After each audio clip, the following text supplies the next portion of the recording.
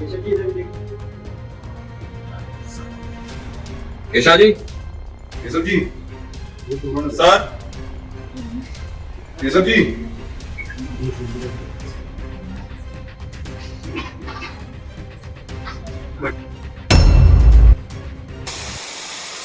लोकसभा चुनाव में बीजेपी को सबसे बड़ा झटका उत्तर प्रदेश में लगा, जहां अच्छे प्रशासक और बेहतर कानून व्यवस्था के दावों के बावजूद बीजेपी को अनुमान के मुताबिक सीटें नहीं मिली और बीजेपी 33 सीटों पर ही सिमट गई। ऐसे में अब पार्टी के सामने उत्तर प्रदेश की 10 विधानसभा सीटों पर होने वाले उपचुनाव में जीत हासिल कर लोकसभा में हुए नुकसान की भरपाई करने की चुनौती है। इसके लिए सीएम योगी ने स्पेशल 30 की एक टीम भी तैयार की है। हालांकि इसमें दोनों डिप्टी सीएम केशव प्रसाद मौर्य और ब्रिजेश पाठक को जगह नहीं मिली। दरअसल प्रदेश की करहल, मिल्कीपुर, कटेहरी, कुंदरिकी, गाजियाबाद, खैर, मीरापुर, फूलपुर, मंझवा और सीसामऊ पर उपचुनाव होना है।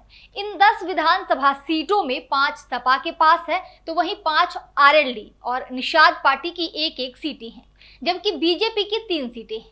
लेकिन लोकसभा चुनाव में जिस तरह से समाजवादी पार्टी ने बीजेपी को चौंकाया, उसे देखते हुए ये कहा जा सकता है कि इस बार का उपचुनाव योगी आदित्यनाथ के लिए एक बड़ी चुनौती साबित हो सकती है।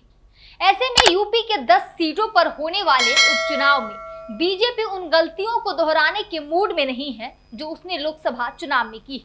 इसीलिए उपचुनाव के लिए रणनीति बनाने के लिए खुद मुख्यमंत्री योगी आदित्यनाथ ने कमर कस ली और उन्होंने इसके लिए आज लखनऊ में मीटिंग भी बुलाई, जिसमें यह तय किया गया है कि इस बार बीजेपी से सिर्फ जिताऊ और ईमानदार प्रत्याशी ही मैदान में उतारे जाएंगे। दरअसल सीएम योगी ने उपचुनाव के लिए 30 मंत्रियों की अपनी टीम बनाई। हालांकि सीएम योगी की स्पेशल 30 में दोनों डिप्टी सीएम शामिल नहीं हैं, यानी कि इस टीम में डिप्टी सीएम केशव प्रसाद मौर्य और ब्रिजेश पाठक नहीं है।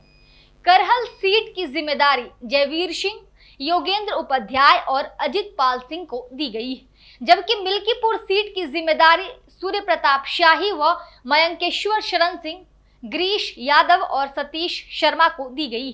वहीं कटेहरी सीट की जिम्मेदारी स्वतंत्र देव सिंह व आशीष पटेल और दयाशंकर मिश्र को दी गई। सीसामऊ सीट की जिम्मेदारी सुरेश खन्ना व नितिन अग्रवाल को दी गई। इसके अलावा फूलपुर सीट की जिम्मेदारी दयाशंकर सिंह और राकेश सचान को दी गई। मंझवा सीट की जिम्मेदारी अनिल राजभर, आशीष पटेल, रविंद्र जायसवाल और रामकेश निषाद को दी गई। गाजियाबाद सदर सीट की जिम्मेदारी सुनील शर्मा, ब्रिजेश सिंह और कपिल देव अग्रवाल को दी गई। मीरापुर सीट की जिम्मेदारी अनिल कुमार और सोमेंद्र तोमर और केपीएस मलिक को दी गई। खैर सीट की जिम्मेदारी लक्ष्मी नारायण चौधरी और संदीप सिंह को दी गई। कुंदरुकी सीट की जिम्मेदारी धर्मपाल सिंह, जेपीएस राठौर, जसवंत सैनी और गुलाम देवी को दी गई। इसके साथ ही संगठन की ओर से वरिष्ठ पदाधिकारियों को भी जिम्मेदारी दी गई। बहरहाल उत्तर प्रदेश के 10 विधानसभा सीटों पर होने वाले उपचुनाव राज्य और देश दोनों की राजनीति तय करने वाले साबित हो सकते हैं, क्योंकि ये उत्तर प्रदेश ही था जिसने साल 2014 और 19 में बीजेपी की बहुमत वाली सरकार को मजबूती दी। लेकिन 2024 के चुनावों में यूपी में बीजेपी की कमजोरी ने उसे बहुमत से दूर कर दिया।